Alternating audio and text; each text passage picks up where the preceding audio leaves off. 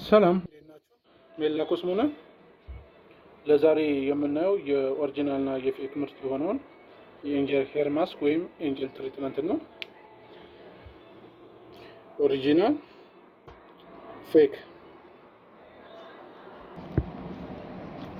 መጀመሪያ ክዳኖቻቸውን በመክፈት ከከፈትን በኋላ እዚህ ላይ ያለው ልዩነት ይሁን። ኦሪጂናሉ ሲሆን ሙሉ ነጭ ነው ከላይ ፓኬጁ። ፌኩ ላይ ሲሆን እንደዚህ አይነት ቅርጽ አለው፣ ጽሁፍም አለው። ይሄን ይመስላል። ከለሮቻቸውም ልዩነት አላቸው። ኤክስፓየር ዴቱ የኦሪጂናሉ እዚህ ጋር ይጻፋል። የፌኩ ደግሞ እዚህ ታች አካባቢ ነው የሚጻፈው። ኦሪጂናሉ በ1000 ኤምኤል ወይም በ1 ሊትር ነው የሚዘጋጀው። ፌኩ ላይ በ500 ኤምኤል ነው የሚዘጋጀው። እቃቸው ግን ተመሳሳይ ቦትል ነው ያላቸው። ቦትሉ ተመሳሳይ ነው፣ ይዘቱ የሚይዘው መጠኑ ማለት ነው ውስጥ ላይ እና ኦሪጂናሉ ሲሆን የዩናይትድ አረብ ኤሚሬት ነው፣ ሜዲን ዩናይትድ አረብ ኤሚሬት ይላል። ፌኩ ሜዲን ፒአርሲ ነው የሚለው፣ የቻይና ነው ማለት ነው። ፒአርሲ መቀመጫቸው ይሄ ቅርጽ አለው፣ ክብ የሆነ ቅርጽ አለው ዳርዳሩ። ይሄ ልሙጥ ነው የለው። ፌኩ ሲሆን ልሙጥ ነው እና በዋናነት ውስጣቸው ላይ ያለው ኢንግሪዲየንት ነው የሚወስነው። ይሄ ፒውር ነው ኦሪጂናሉ ሲሆን፣ ሽታው ደስ የሚል ነጭ ሽንኩርት የሚል ጠረን አለው። ይሄኛው የለውም። ፌኩ ላይ ሲሆን የለውም። ልዩነታቸው ይሄን ይመስላል እና ጥቅሞቻቸውንና ይዘቶቻቸውን እናያለን ማለት ነው።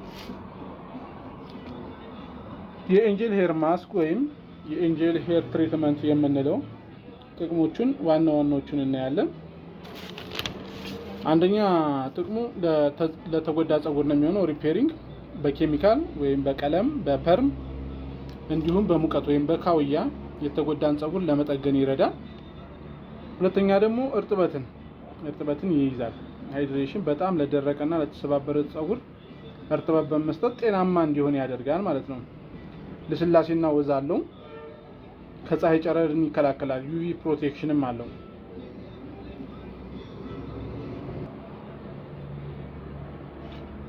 እንዴት ነው የምንጠቀመው? አጠቃቀሙ ሀው ቱ ዩዝ በሚል በእንግሊዘኛው አጠራር እንጠራዋለን። ከፍተኛ ውጤት ለማግኘት የሚከተሉትን ደረጃዎች መከተል አለብን። አንደኛ ደረጃ መታጠብ አለብን። መታጠብ ጸጉራችንን ከታጠብን በኋላ።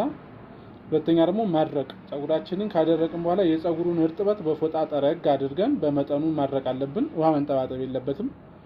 ሶስተኛ መቀባት ነው። ማስኩን ወይም ትሪትመንቱን ከጸጉሩ ስር ጀምሮ እስከ ጫፍ ድረስ በደንብ መቀባት አለበት። በተለይ የተጎዱ የጸጉር ጫፎች ካሉ ትኩረት ማድረግ አለብን እሱ ላይ። አራተኛ ማቆየት ከ5 እስከ 15 ደቂቃ ድረስ በማቆየት ቢቻል ስቲም ካለ በስቲም ውስጥ በማድረግ መጠቀም ቢቻል አሪፍ ነው። ወይም የሞቀ ፎጣ፣ ለብ ያለ የሞቀ ፎጣ ማድረግ ውጤቱ አሪፍ እንዲሆን ያደርገዋል ማለት ነው። አምስተኛ መታጠብ ነው። ማስወረድ አለብን በንጹህ ውሃ ወይም ሳሙናን ሳይጨምር በደንብ መለቃለቅ ነው። የዚህን ውጤት ካገኘን በኋላ ይሄ ፕሮዳክት ለማን ይመከራል የሚለው፣ አንደኛ ጸጉራቸው ለሚሰባበርና ለሚነቃቀል ሰዎች፣ ቀለም ወይም በተለያዩ ኬሚካሎች ለተጎዳ ጸጉርና ተፈጥሯዊ ወዙን ላጣና ለደረገ ጸጉር እጅግ በጣም ተስማሚ ነው። ኤንጀል ሄር ማስክ ወይም ኤንጀል ሄር ትሪትመንትን በተለያዩ አይነት ፍሌቨሮች አሉ፣ ገዝተው መጠቀም ይችላሉ። ይህንን ይመስላል። ሜላ ኮስሞ ነን። አዲስ ነገር አለ። ዩቲዩብ ቻናላችንን ሰብስክራይብ ወይም ላይክ በማድረግ ቤተሰብ ሁኑ ማለት ነው።